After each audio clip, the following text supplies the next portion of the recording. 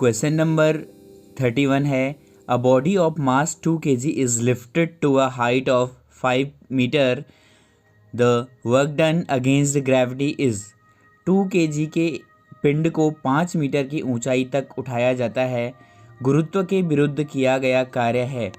तो इसके लिए हम फॉर्मूला लगाएंगे, work done is equals to mgh, mass put करेंगे 2 into g 9.8 into h, height 5 है, मल्टीप्लाई कर देंगे 5 2 10 इंटू 9.8, दैट मीन्स 98 जूल।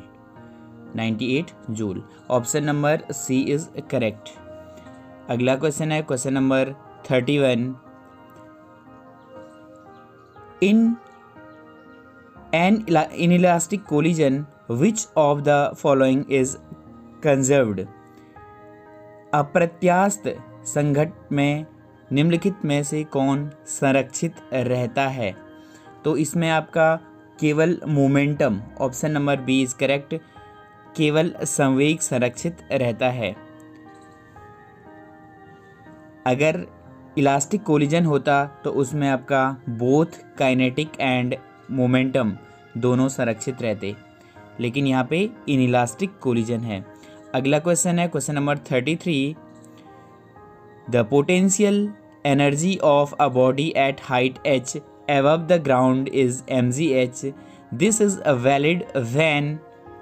तो ये तभी वैलिड होता है जब आपका g कांस्टेंट हो और h is small as compare to earth radius. Option number B and C, that means option number D is correct, both B and C. G constant होना चाहिए और एच बहुत कम होना चाहिए। अगला प्रश्न question number 34, a force of 10 newton displaced a body by 5 metre in the direction of force, the work done is. 10 newton का बल किसी पिंड को बल की दिशा में 5 मीटर विस्थापित करता है, तो किया गया कार्य कितना होगा। तो इसमें किया गया कार्य के लिए आपका फॉर्मूला लगाएंगे, work is equals to force into displacement. तो F dot S is equals to force है आपका 10 newton into 5, that means 50 joule. Option number C is correct. अगला क्वेश्चन है question number 35, the kinetic energy of the body of mass m moving with velocity v is. m द्रव्यमान तथा v वेग से गतिमान पिंड की गतिज ऊर्जा कितनी होगी। तो यह ऑप्शन नंबर सी mv² होगा। अगला प्रश्न question number 36, which of the following is conservative force. तो इसमें कंजर्वेटिव फोर्स कौन सा होगा। फ्रिक्शन नहीं, एयर रेजिस्टेंस ये भी नहीं, gravitational force. Option number C is correct, गुरुत्वाकर्षण बल कंजर्वेटिव फोर्स होता है, संरक्षी बल होता है। अगला प्रश्न question number 37, in an elastic collision between two bodies of equal mass after collision दे।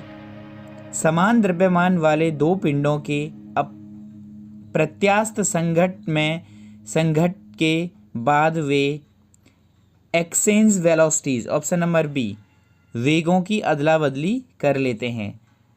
पहली बॉडी का वेलोसिटी दूसरी बॉडी में आ जाती है और दूसरी की पहले में। क्वेश्चन नंबर 38 है, a 1000 kg car accelerates from rest to 20 meter पर second in 10 second, the power developed is. 1000 kilogram की कार विराम से 20 मीटर पर सेकेंड की चाल 10 सेकेंड में प्राप्त करती है, विकसित शक्ति क्या होगी। तो यहाँ हमें पावर फाइंड करना है, उसके लिए पहले हमें वर्क निकालना होगा। तो इसके लिए आपका वर्क निकालने के लिए काइनेटिक एनर्जी निकालते हैं, energy is equals to 1/2 mv², mv² is equals to 1/2 m। Mass है आपका 1000 इंटू वी स्क्वायर, 20 का स्क्वायर दैट मीन्स 400, तो ये कैंसिल कर देंगे आपका, ये हो जाएगा आपका 200 इंटू 1000, तो ये हो गया आपका 2000 एंड 0 एंड 0, 2 लाख। इसके बाद